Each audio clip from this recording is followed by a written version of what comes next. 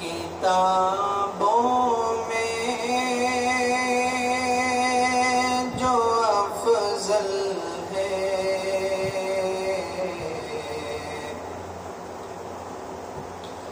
اسے قرآن کہتے ہیں۔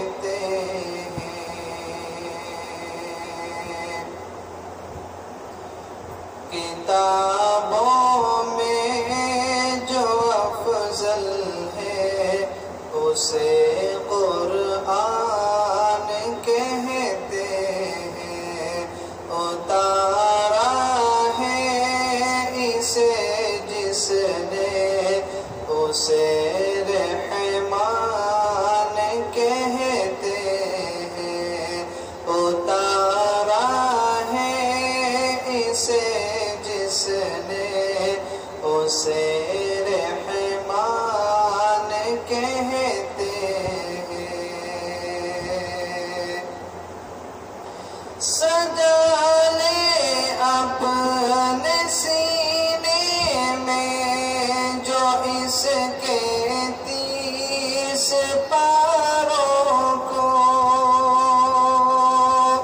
سجا لے اپنے سینے میں جو اس کے 30 پاروں کو،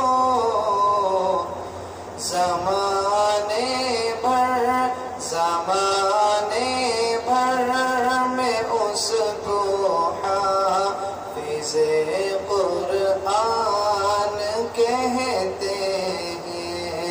زمانے بھر میں اس کو حافظ قرآن کہتے ہیں۔